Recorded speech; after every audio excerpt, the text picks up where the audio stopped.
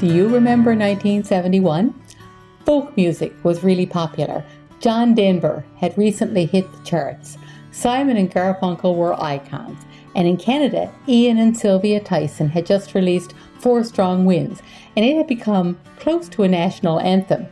Anne Murray's Snowbird had a similar stature.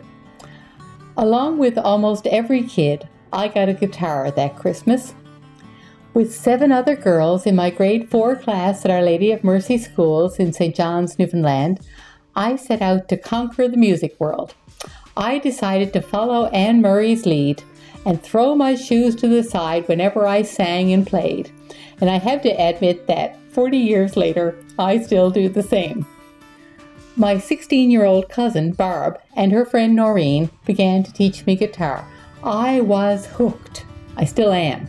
It takes very little persuasion to entice me to start or enter a sing-along. And I'm blessed to come from a family that loves to sing. There is a song that I learned in those first few months of guitar playing that stuck with me through all the years. Its lines often come back to haunt me, most often when I'm tempted to be judgmental or harsh, to turn away from someone in need of help, or to offer words of criticism without words of praise or love. The song is called You've Got to Try a Little Kindness. I think Glenn Campbell sang it, and the words were written by a woman named Billie Joe Spears.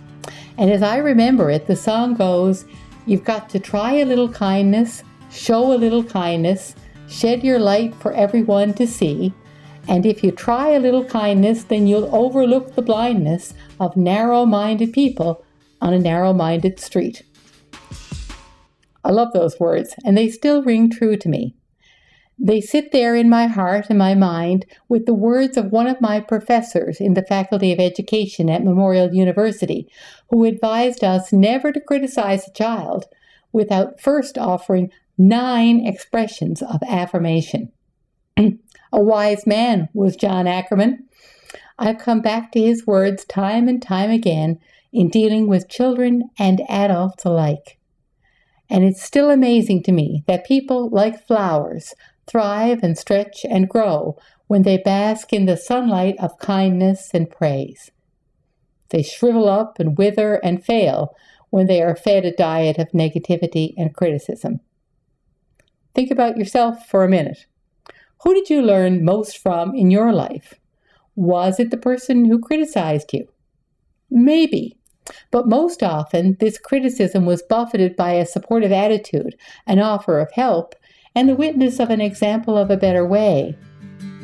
One of my favorite teachers in school was Mrs. Martin. She taught me in grade 6.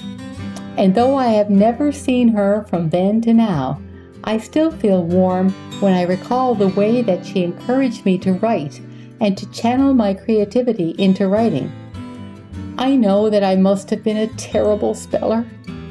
I know that my sentences, then as now, went on and on and on.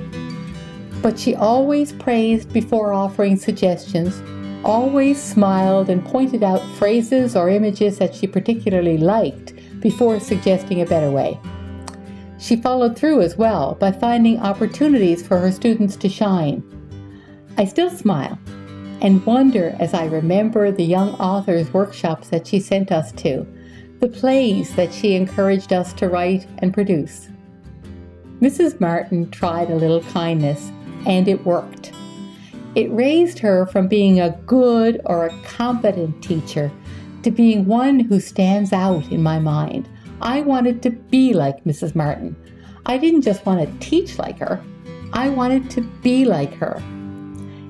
It strikes me now that every Christian is called through his or her baptism to be a bit like Mrs. Martin, who was, in her turn, like Jesus.